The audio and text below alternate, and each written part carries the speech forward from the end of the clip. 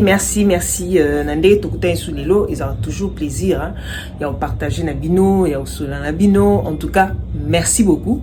Sombaliboso, Yambibiso. En tout cas, merci et bienvenue dans Coloris Club. Et surtout, n'oubliez pas de vous abonner dans nos différents réseaux sociaux. Alors, lelo, Izakaka, lisolo, ya Sny White. Gamoto nango lelo yangoyo, Izabongo, savon, sérum, lotion. Il y a un de tout ça là lelo. Mais il a une lobaka Isaboui. En tout cas, son lingi au réussir, ce qu'on sait là-bas produit oyo, il faut y banon ce qui type ya peau na yo ils a rendu gagné. Aux akana peau grasse, aux ana peau mixte, aux ana peau sensible, aux ana peau mixte sensible. En tout cas, faut y ba ce qu'on y ba type ya peau ana nyonso, aux ana difficulté pour non c'est la produit. En tout cas, ils étaient pour la salle là quand on dit que non. Bongi singa yo sai le monde bongi sote non. Et puis il faut évaper que tant ni no koko au sale lango. Et ça toujours important il y a ko sale la gamme. Ce qu'on a vraiment besoin que produit na yo et vendre dans nzoto et ça là ba effet. En tout cas faut c'est la ka gamme. Il faut ko éviter à ko sala ka ba mélange na mélanger na oyo na ça qui bon non. Et puis il faut yeba na zo beta cité le kambwana ko yeba type ya peau na yo. Ozaka na peau nini. Pour mutu azaka peau grasse normale, mais mutu a na peau grasse sensible, mutu a na peau sèche, mutu a na peau normale. En tout cas foyer bagnon sorana, c'est très important. Après transition, c'est parti.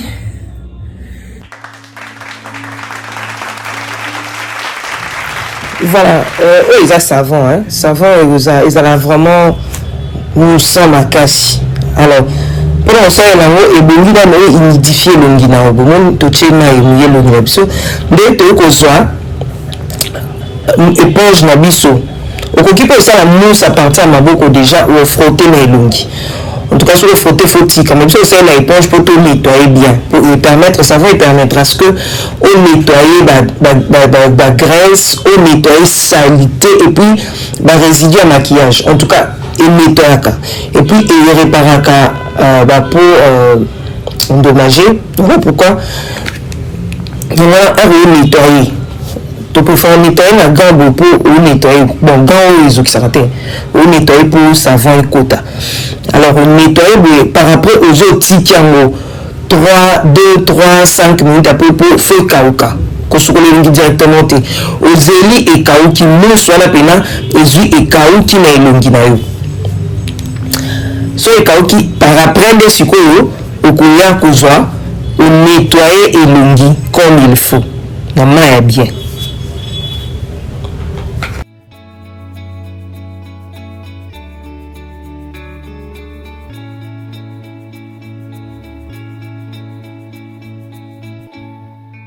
On nettoie le lungi après eux que j'ai sérum au salé la sérum les arabes parce qu'il répare un pour endommager hein?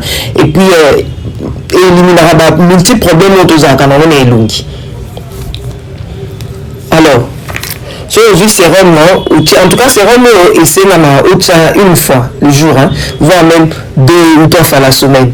Alors, il faut éloigner à propre. Deux huiles sérum, le métier pécaca, aux huiles, au déposer et l'ongle appliquer et masser vraiment. Il faut pénétrer la carte et l'ongle. Pour y permettre à ce que nettoyer vraiment pour nayo et puis ça repère teinture à kitoko.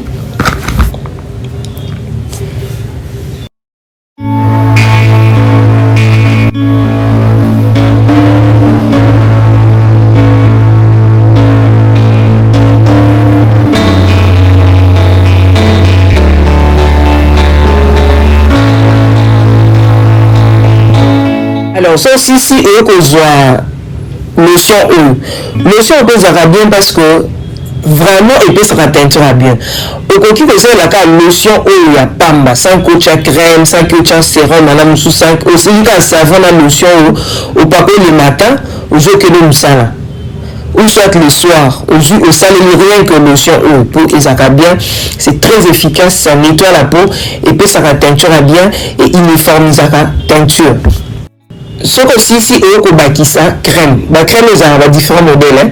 Mais il faut appuyer la main bocal ou pour et bimi alors ezaka bien makasi parce que sina yacho esani na ba plante belée en tout cas ezaka pour nourrir et puis améliorer et réparer une peau abîmée. Bon, blanchir, c'est pas dit que ça au sont des liens, c'est juste légèrement pour uniformiser ta naïe. Et puis, même la cicatrice à bouton, puis il y aura un bouton, et qu'on élimine ce qu'on sait la gamme au mieux, vraiment, et qu'on élimine okosala ngo na tongo comme na pourquoi ndeka ndalo ba crème okosala ngo na lotion na rien que na tongo ou bien na pourquoi mais il faut ça na ngo gamme bimba po et nettoyer bien et pesa au teinture ya bien et le ngolo ba cicatrice il y a le lieu de filer ba bouton et le ngolo ba point noir et le ngolo ba tache noire ce que ça ngo gamme bimba en tout cas il va que okosala na teint uniforme. Alors, on doit appliquer crème, nous faut appliquer un mouvement et pénétrer Tina Kato, qui est aussi un mouvement circulaire jusqu'au cou. Tina Kingo. Pour ça, là, que, et comment, et nous, comment, quand ils attaquent et l'ongi couleur, nous sous, Kingo peut couler, nous sous. Donc, faut ça, un mouvement circulaire. Tina, c'est à misu, mais attention à Kato à misu. Tina, c'est à misu, Tina, ma to, il peut, et comment, na, temps uniforme.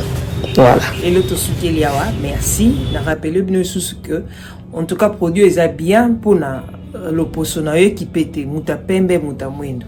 Mais de préférence, monto sale liango boy na pourquoi. En tout cas, sale na boy na pourquoi, ozui, ok, ou lali na. Donc, na pourquoi kaka. Na pourquoi. Na bo saleli. Donc, moi, ndenge l'opposonnaire, il faut changer. Par contre, ce qu'on a sale liango pe na tongo. En ce moment-là, ou bando pakola no ka crème à pamba. Ou ko bakisa. Hein? Ce que na tongo. Uzuika oyo na oyo. Usaleli. Pourquoi sikoyo oyo kozwa crème na yo na lotion oyo.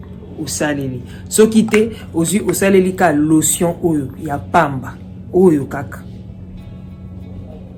Coco c'est l'angonios ou isa crème, hein? C'est vraiment très efficace et dépend quand on ndenge yo olinga ko salela na heure yo pour nous. En tout cas, merci, au revoir.